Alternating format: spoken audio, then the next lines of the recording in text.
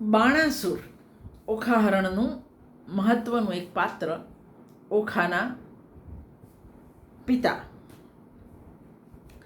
આમ તો પરંપરાગત રીતે ઘમંડી, ક્રૂર, તપસ્વી અને તામસી પાત્ર છે બાણાસુર.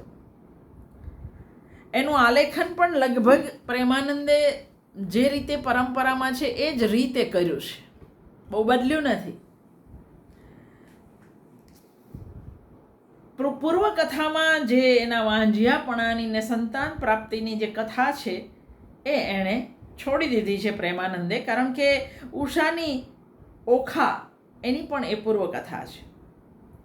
પણ એની સતત સક્રિયતા, એના પાત્રની છાપ આપણા ચિત્ત પર પડ્યા કરે છે આખ્યાન વાંચીએ ત્યારે.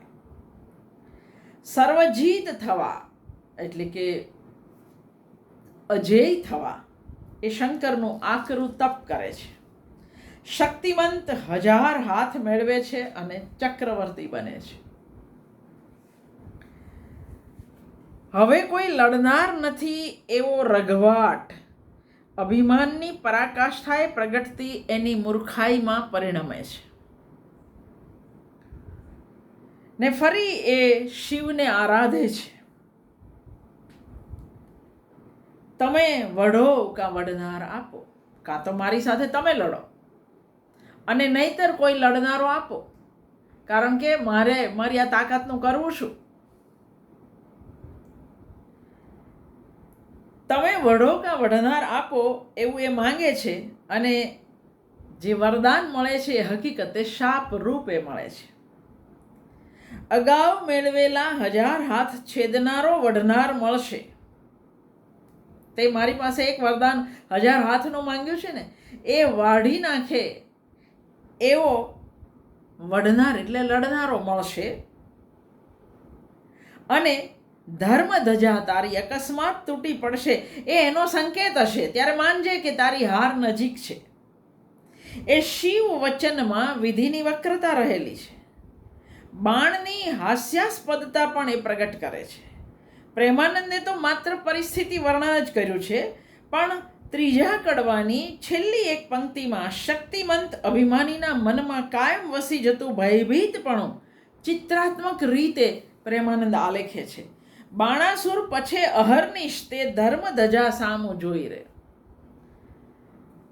તારું મૃત્યુ નજીક છે, તારા 1000 હાથ કાપવાવાળો આવશે, એની નિશાની હશે કે તારી ધર્મ ધજા એ પડી જશે. એટલે પ્રેમાનંદ કહે છે કે પછીની ક્ષણે એવું બન્યું કે દરેક ક્ષણે બાણાસુર ધર્મધજાની સામે જ જોયા રાખે. બાણાસુર પછી અહર્નિશ તે ધર્મધજા સામું જોઈ રહે. ઓખાને મારવા જવું, ઓખાના સસરો મારવાનો છે તો ઓખાને મારી નાખો, વાત પૂરી થઈ જાય. પેલું આપણને કંસની વાત યાદ આવે.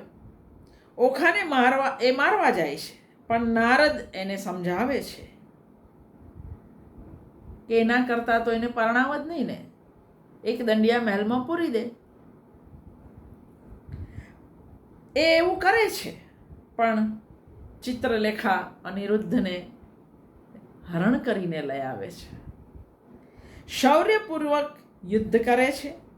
યાદવ યોદ્ધાઓને ઊંડી બીકે શિવને પણ સેના સહયુદ્ધમાં એ ખેંચી લાવે છે.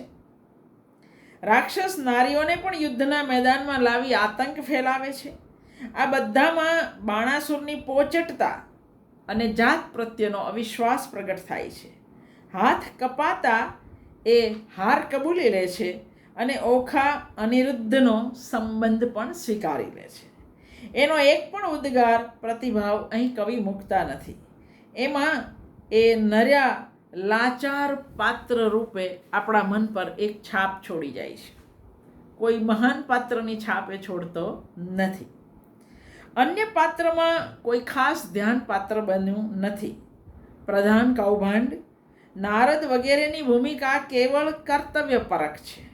આખી મૂળ ઘટનાના મુખ્ય સૂત્રધાર કૃષ્ણ પણ અહીં ખાસ પ્રકાશ વર્તુળમાં આવ્યા નથી.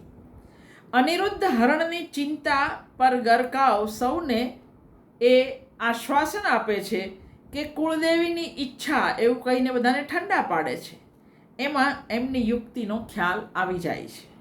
પણ બાણાસુર શું જોઈને લડવા આવ્યા હશો એમ ઉપાલંબ આપે ત્યારે લઈ આવ્યો છું જાન એમ કૃષ્ણ કહે ત્યારે એનું અસલ મુત્સદી અને મર્મી રૂપ આપણી સામે ઉપસી આવે છે.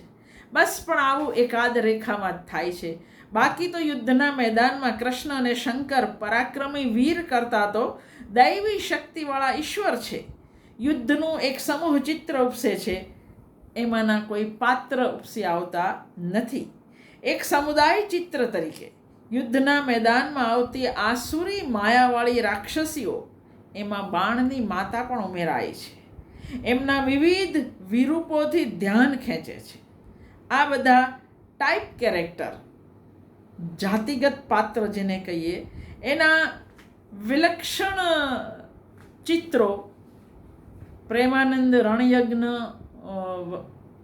અભિમન્યુ આખ્યાન વગેરે જગ્યાએ પણ ક્યાંક ને ક્યાંક દોરી ચૂક્યો છે. અભિમન્યુ આખ્યાનમાં ઓછું, પણ રણયજ્ઞમાં તો ખરું જ ખરું. તો પાત્ર લેખનની દ્રષ્ટિએ 4 પાત્ર ઓખા, અનિરુદ્ધ, ચિત્રલેખા અને બાણાસુર, બાકી બધા ગૌણ પાત્રો છે.